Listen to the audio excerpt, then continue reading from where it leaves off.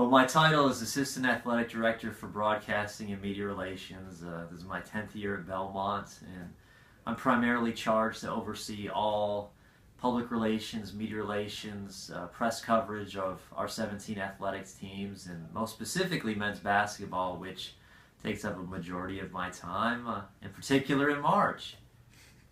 Well, that's far-reaching. I mean, I maintain our official athletic website, BelmontBruins.com. Myself and two full-time employees and 3 graduate assistants kind of divvy up the sport assignments, pitch stories to media members, and then just really try to the best we can, promote our athletic program both locally, regionally, and nationally. Well, I work in the athletic department here at Belmont University, and my 2 main supervisors would be our athletic director, Mike Strickland, and our men's basketball head coach, Rick Bird. Well, I have a little bit of an unusual or uncharacteristic academic and experience background to get into intercollegiate media relations. I went to Wake Forest University in North Carolina, but major in economics and minor in communications. And for the longest time, I thought I was going to get into a career in business, finance, mutual fund research. But while I was at Wake Forest, I worked in their athletic department. And in my senior year, I had a television internship at the NBC affiliate there. And I pursued it. It was a really great experience, and I ended up going to graduate school at Syracuse University, and they have a great broadcast journalism program that kind of led me back into communications. But before I got to Belmont, I was in radio and television for about 8 or 9 years, was a sports anchor, and then worked 2 years as a producer at the Golf Channel. And so most people in what I do here in intercollegiate athletics, they kind of work their way up as student assistants as an undergraduate, get a graduate assistantship or an internship upon graduation, and then go to smaller schools and eventually into Division I. So it's kind of a stair-step approach within sports information or media relations, rather than, in my role, I was kind of on the other side. I was the reporter, and now I'm the one who's pitching the stories. Good question. You know, honestly, in getting my job here at Belmont, the things that were most important were Belmont was looking to grow. They had just made the NIT in 2004 in men's basketball, and they were trying to find somebody who could use their contacts to kind of promote the athletic department and use it as a vehicle to kind of marry the growth of the university. And I had a little bit of a non-traditional background that I think Dr. Fisher and Mr. Strickland thought that was a perfect fit for the university at the time.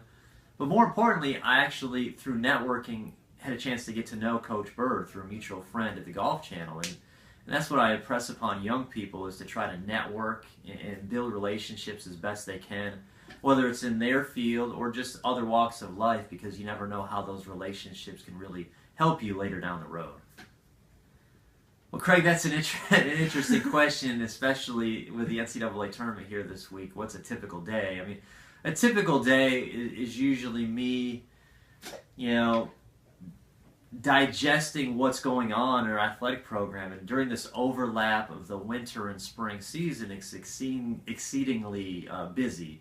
You've got indoor track and basketball winding down, and then you've got golf, tennis, outdoor track, baseball, softball getting going in the spring. So it's an extremely busy time, and just making sure that between our full-time and student staffs that all of the games are covered, both from a media relations, PR standpoint, but also from staffing. We video stream a lot of our events, so that involves staffing from a video standpoint, highlights and interviews, which Ray McDonald does for us, photography, scoreboard and stat keeper upkeep. So there's a lot involved, but in particular this week, this would not be a typical week. Now basically, this is basically my typical day since Belmont made the NCAA tournament. It's fielding dozens, if not hundreds, of calls from around the country and booking Coach Bird and our players for media interviews and just trying to promote our program, and as it pertains to men's basketball, as best as possible. It's interesting. A lot of the larger schools, the quote-unquote Power 5 conference schools, they usually have larger budgets, and they're able to define niche roles for their staff members. And so whereas we basically have myself, my colleague Kenesha Roan, and then John Langdon is full-time, but he's more compliance and then does golf and tennis, and then we have student assistants. Larger departments have usually 8 to 12 actual full-time staff members, and they usually get 1 or at the most 2 sport assignments that allows them to almost just have a laser focus on a particular sport. There are pros and cons to it. The pro being you get to know the coaches, the student athletes, and you're more intimately attached to all of the teams because you have to have an awareness level of all of them. But at the same time, it does, pile on, and you have to balance your time really, really well and realize that, I may have a lot on my plate with golf or tennis or something, but I have to trust my colleagues to handle that. And my main focus right now has to be with men's basketball because it is, of the utmost benefit to the university as a whole to maximize the coverage for them. So, long story short, I think people at our level get a chance to build relationships and get to know the kids better, where it's a little bit less familiar at larger schools. As I think some of our coaches and student athletes can see, we're running around and doing almost every role. We joke that we're kind of Jack and Jills of all trades, whereas a lot of other schools, again, they're just focused on 1 or 2 things. The highlights again, it's just getting to know the kids, getting to know the coaches, and just building those lasting relationships. Belmont is a great place. The kids here are wonderful, and I'd honestly have a hard time doing what I do at a lot of other schools where the people in my position are worrying more about crisis management, keeping the kids off the police blotter, academic compliance issues, things that are more crisis communication rather than promotional communication. Things that are challenges, obviously, balancing professional life and family life. I have a wife and 2 young daughters, and that's really, really hard this time of year. My wife joked that when Taylor Barnett made the shot against Murray State, she was excited for Belmont, but she knew it was going to be pretty much another 2 weeks of me, running around and not seeing me as much. So that's the biggest challenge. A lot of people in what we do in particular, there's a high turnover rate, there's a high burnout rate because people get to a certain point professionally and they are looking to get more traditional 9 to 5 hours, fewer nights, fewer weekends, and juggling that life, family, and work balance is challenging, but you can do it. It's very similar to what the coaches deal with as well. Public relations, people define it differently. I would say in this day and age, with the advent of new media, social media, technology, it's changed a lot. Traditional PR was more about printing stories to the newspaper beat writer, and that was how you would get your maximization of coverage. But nowadays, you really have to be keenly aware of online sites, Twitter followers, Instagram, YouTube, things like that, and think more globally and outside of the box and just laser focused again on more traditional forms of media. Print and radio are helpful and they're vehicles for us, but for us, TV, online, and social media are great equalizers to maximize our coverage when compared to the Tennessees, the Vanderbilts of the world. At the end of the day, it's just about marrying perception and reality, and thankfully for Belmont, we don't have to sell something that's contrived or fake or put on an air. What you see is what you get. I mean, Coach Bird is the genuine article. His players are the same way. So I think other programs may have to, I don't want to say create a public image that might be as starkly contrasting to who they really are, but in what we do is just trying to tell a story of Belmont that creates a picture of who are these teams, who are these kids, and what brought them to the university, and how do they complement the university. And that's our main role, is just at the end of the day to shed light on the school and open doors. I've just been a sports junkie my whole life. I played 3 sports in high school. I see the kids playing, and I'm almost living vicariously through them. I just wasn't good enough to do it at the level that they do it.